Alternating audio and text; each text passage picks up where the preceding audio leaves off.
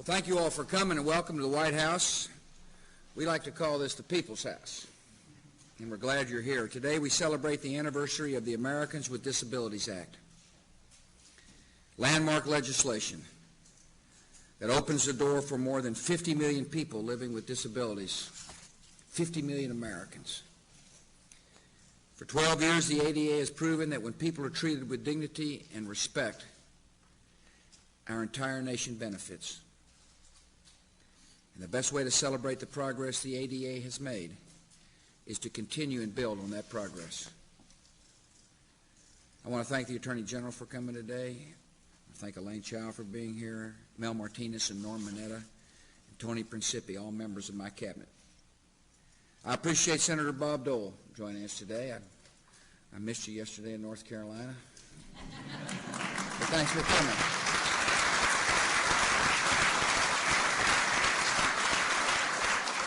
I appreciate so very much the leaders of the United States Congress who are here today with us, senators and members of the House of Representatives. Thank you all for taking time from what appears to be a pretty hectic time to lend your support and commitment to this vital goal that all Americans are welcomed in America.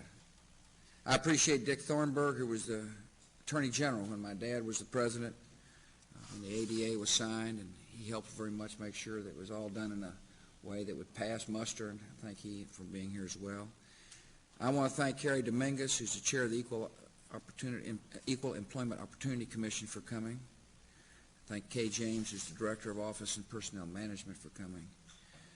I also want to thank Lex Frieden for being here as well. Lex is a representative of the Dart family. Justin Dart passed away on June 22, 2002.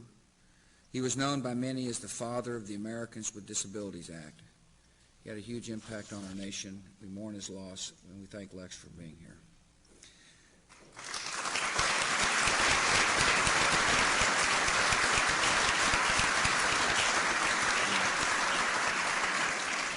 The ADA is one of the most compassionate and successful civil rights laws in American history. It has made our schools and workplaces more welcoming. It has changed attitudes that once seemed unchangeable. And the ADA has given opportunity to some exceptional Americans.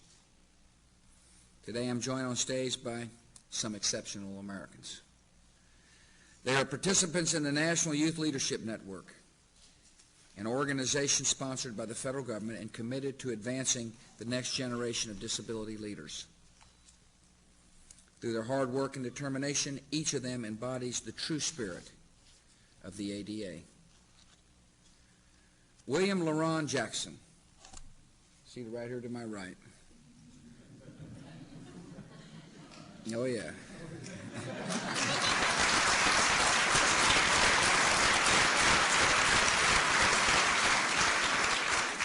Let me tell you what he said. In spite of all the barriers I have encountered, I always hear my mother's voice saying, "LaRon, keep reaching up." And that is exactly what I plan to do. This fall, LaRon is returning to college to continue reaching toward his goal of becoming a paralegal. When he's not studying, he's an active volunteer in his community. LaRon Jackson is an example of how the ADA changes lives. He is a role model for all Americans with and without disabilities. Thank you for being here.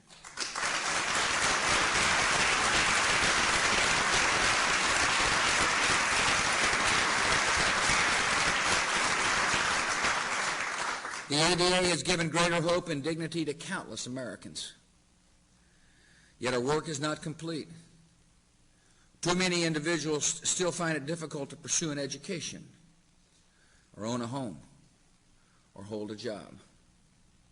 We must continue to remove the artificial barriers to achievement that remain. Last year, my administration unveiled the New Freedom Initiative, an effort to continue on the hopeful path of the ADA. This initiative gives people with disabilities increased access to new technologies for independent living, greater educational opportunities, better access to the workplace and community life. For too many individuals with disabilities, inadequate transportation limits access to schools and churches and jobs. And this is one obstacle the New Freedom Initiative addresses. The 2003 budget I submitted provides $145 million for alternative transportation and innovative transportation grants so that people with disabilities can work and participate more actively in their communities. And I urge the Congress to fully fund my New Freedom Initiative budget requests.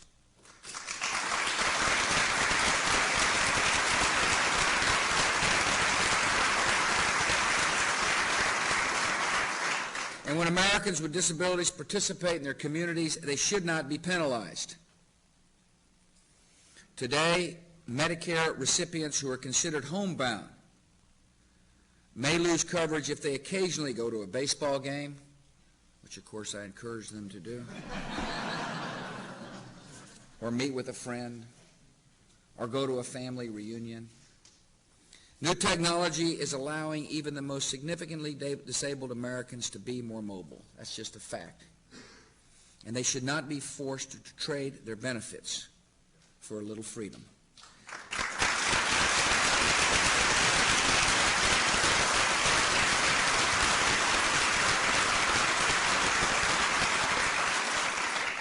So today I announce we're clarifying Medicare policy, so people who are considered homebound can occasionally take part in their communities without fear of losing their benefits.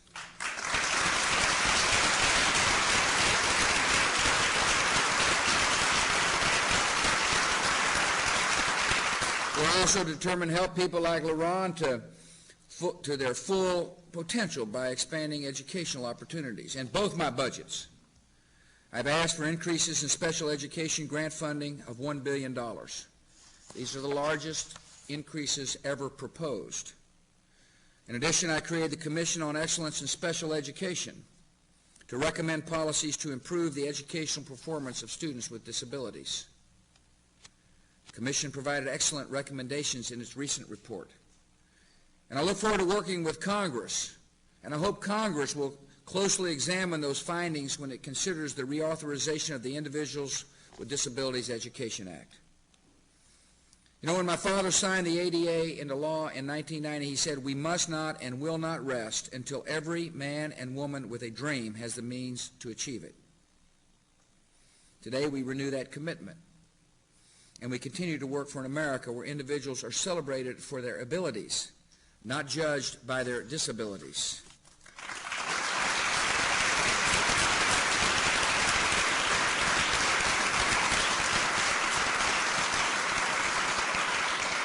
Again, I want to welcome you all here. I want to thank those who were pioneers in this landmark legislation for being here to celebrate this anniversary.